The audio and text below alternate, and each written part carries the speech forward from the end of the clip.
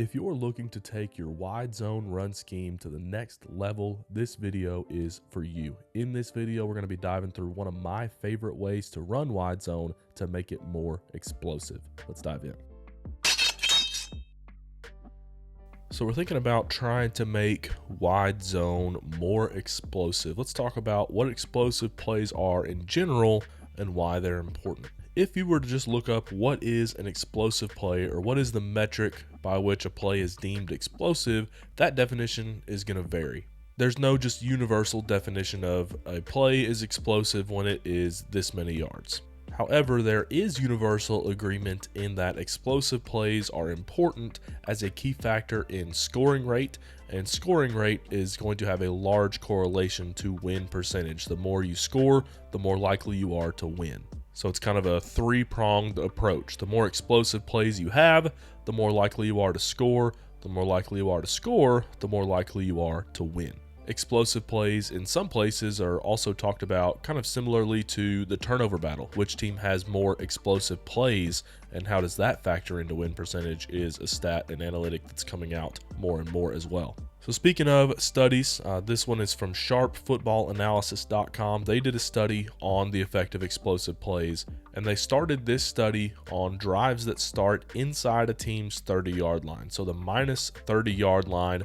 What are some key metrics if we have 0 explosive plays on this drive? Now, this specific study defines an explosive play as any play, run or pass, that is at least 15 yards. So if this was our drive, we're starting inside our own 30-yard line, we have at least 70 yards to go, and we don't have any explosive plays, there was a 6.2% scoring rate.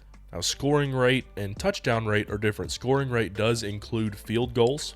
So if we start that drive inside our own 30, there is a 6.2% chance if we don't have any explosive plays that we put any points on the board at all. Only 4.8% of these drives even reach the red zone, and only 2.3% of drives that start inside a team's own 30-yard line and doesn't have any explosive plays, only 2.3% of those drives result in a touchdown. The second half of the study is what's the effect of just one explosive play? Sure, the more explosive plays you have on a drive, definitely the scoring rate is going to increase, but if we just have even one explosive play, and only one explosive play on a drive, let's take a look at the numbers. The scoring rate goes up to 51%. This doesn't even factor drives that have 2 or more explosive plays. This was exactly one explosive play. 51% chance that we're going to put points of some kind on the board, 39% chance that we're going to reach the red zone, and a 28% chance that we're going to score a touchdown.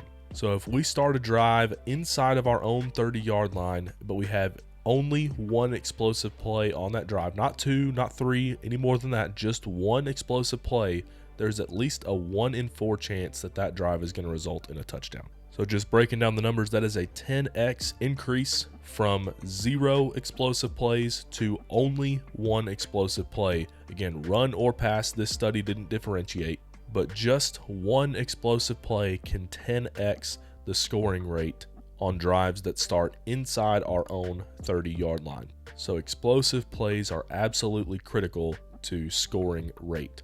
Now let's take a look at run-specific explosive plays. That study didn't differentiate run or pass. What does it mean when we're looking at run-specific explosive plays? Now this is one that I had to do some of my own personal digging for, so I kind of applied my own definition of an explosive run to this, and mine is 12 plus yards for a run play, counts as an explosive. A pass for me is 16 plus yards. This is more in alignment with most of the analytics that I see, so this is kind of my current definition of an explosive. So I plugged this into a couple different AI chatbots, ChatGPT, Grok, put it in a couple of those because they have access to the entire internet, so I can make them do the searching and compile everything for me in one place.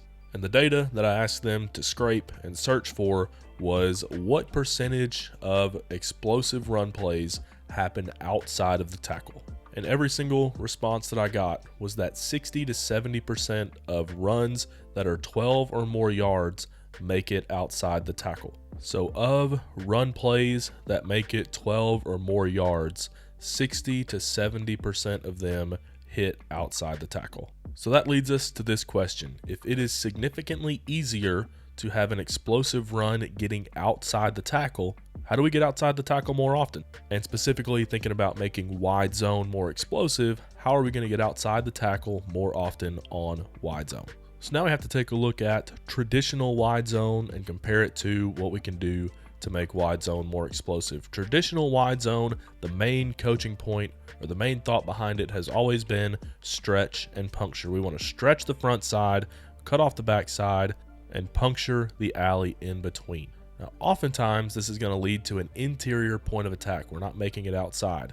Now, stretch and puncture is a fantastic run scheme. It gives us consistent gains of 2 to 7 yards. That is not an insignificant amount. Run-oriented offenses say it all the time, right? 3 yards 4 times in a row is a first down. Stretch and puncture is a great way to achieve that, but it's not as explosive because it's much harder to get outside. If we are stretching the front side, we can't get outside.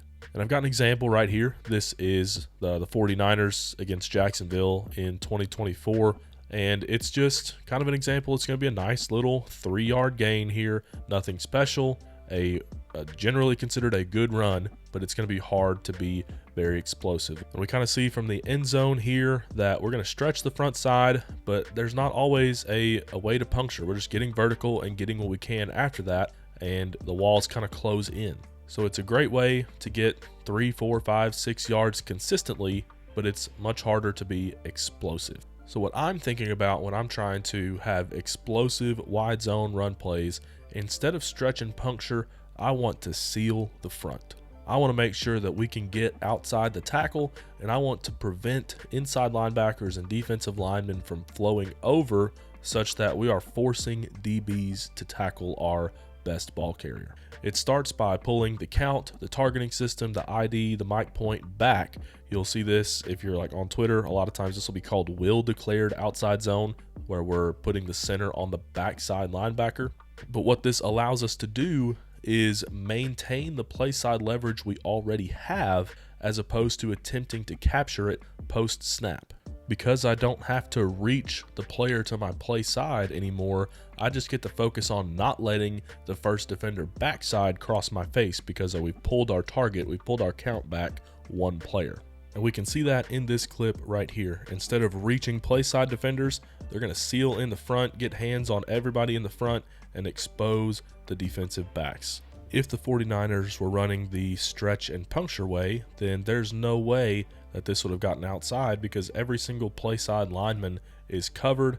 They would have had to push to number 51, try and cut off the 4-eye. There's no way this run is making it all the way to the outside.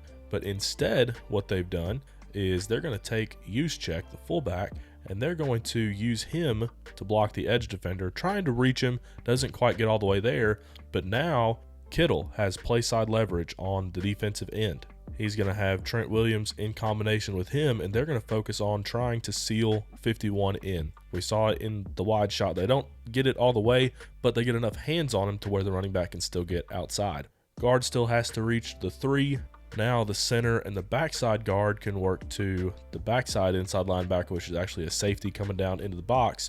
But now our angles are a whole lot better, especially on the play side. We have play side leverage.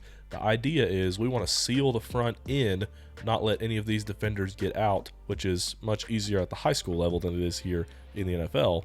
But we can read this block on the outside linebacker, edge defender, force defender, go inside or outside of that. And then all we have left are DBs and a ball carrier to make a miss. So taking a look at it, play out from the end zone here, you can see a seal in the front side. Just get enough hands to really expose the defensive backs and make this wide zone play explosive. So let's kind of take some of these ideas and look at them on the whiteboard here. We're just in a regular 2x2, 11 personnel formation here. And if we're looking at, old school stretch and puncture way, I've had conversations with a lot of coaches. And some of those conversations I've had is that they're just going to have the 5 offensive linemen focus on this like a 4-2, kind of whether the tight end is present or not. So what that does is now the center, if we're running to the right, has to account for the mic. So they're going to combo up to him. Backside guard has the nose. Backside tackle has to climb. And then since the tight end is present, they can combo this 6 out to the strong safety. There is zero chance that a disciplined defense is going to let this ball get outside the tackle, which is where explosive plays happen 2/3 of the time.